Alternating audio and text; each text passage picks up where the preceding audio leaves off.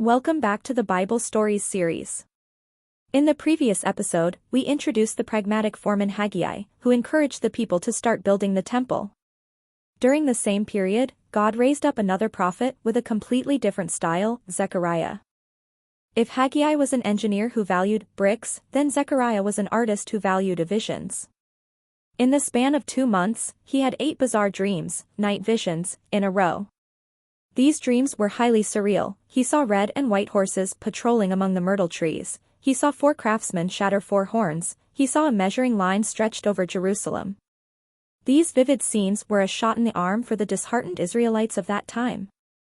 Through these dreams, God was telling them, even though you are just a small, weak group of refugees right now, in the spiritual realm, God's army is working for you.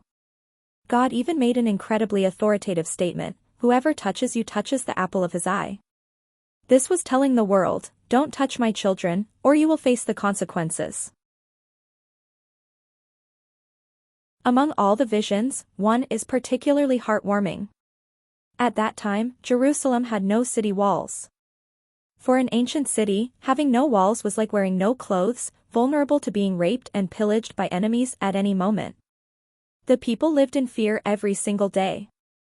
In the vision, Zechariah saw an angel holding a measuring line, going to measure Jerusalem to see where the walls should be built. But another angel ran over to stop him, saying, "There's no need to measure.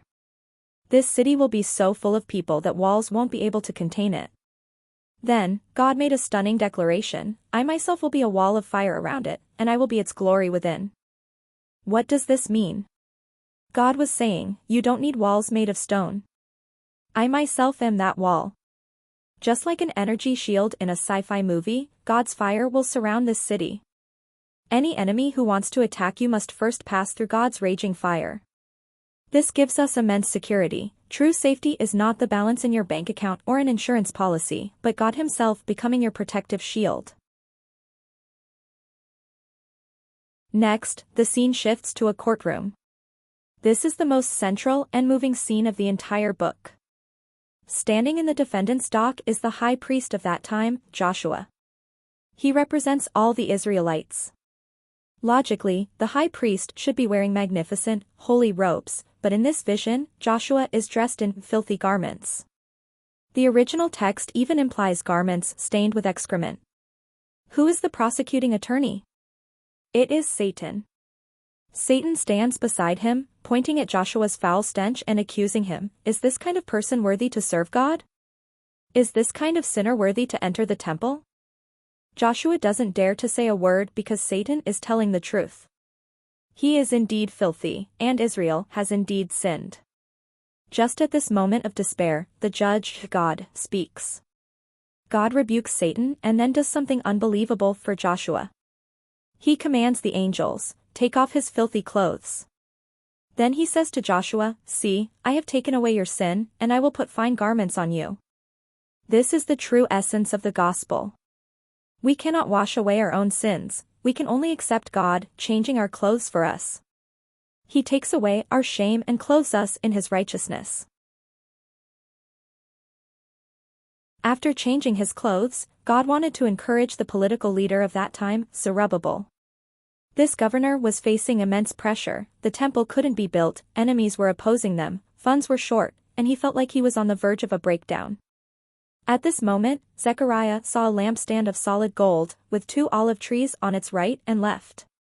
These 2 trees automatically dripped golden oil into the lampstand, keeping the lamps burning continuously. What does this mean? It signifies that there is no need for human hands to add oil, the energy source is endless. Through this, God spoke that famous quote for the ages, not by might nor by power, but by my Spirit. God was telling this exhausted leader, this task is too difficult, you cannot achieve it by your own abilities, nor by your army, power. Only by connecting to that heavenly oil pipeline and relying on the Holy Spirit will the great mountain become level ground before you. This is also the greatest comfort for anyone feeling overwhelmed in their career or life.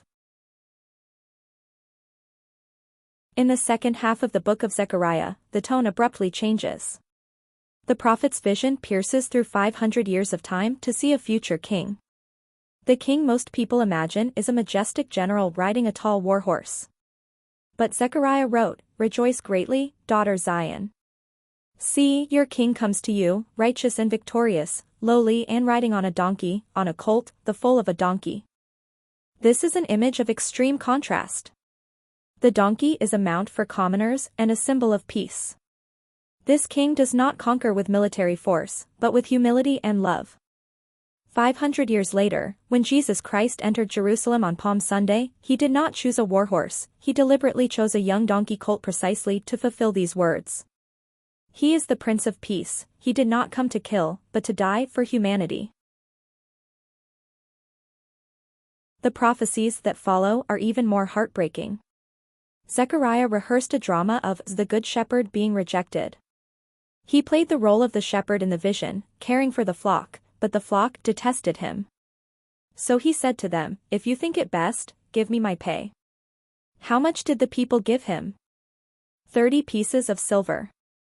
This is an insulting figure. In the laws of that time, 30 pieces of silver was the compensation price for a slave gored to death by a bull. They dismissed this shepherd sent by God as if he were a dead slave. The prophet said, "So I took the 30 pieces of silver and threw them to the potter at the house of the Lord." This prophecy is so accurate it gives you chills. 500 years later, the price Judas accepted to betray Jesus was exactly 30 pieces of silver. Later, Judas regretted it and threw the money into the temple. Finally, the priests used this money to buy the potter's field to bury foreigners. Zechariah even prophesied, "They will look on me, the one they have pierced," foretelling Jesus being pierced in the side by a spear on the cross. The ending of this book is a cosmic-level final battle. Zechariah saw the day of the end of the world. All nations will gather to attack Jerusalem. At that time, the Lord himself will descend. His feet will stand on the Mount of Olives, east of Jerusalem. This mountain will be split in two from east to west, forming a great valley. On that day, living water will flow out from Jerusalem, half of it to the eastern sea and half to the western sea. And the Lord will be king over the whole earth. This is a magnificent finale.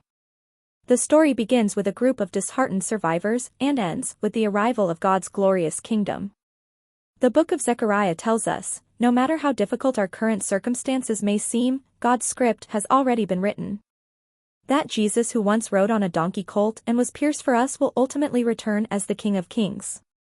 And the only thing we need to do is to turn to him, for the Lord Almighty says, "Return to me, and I will return to you."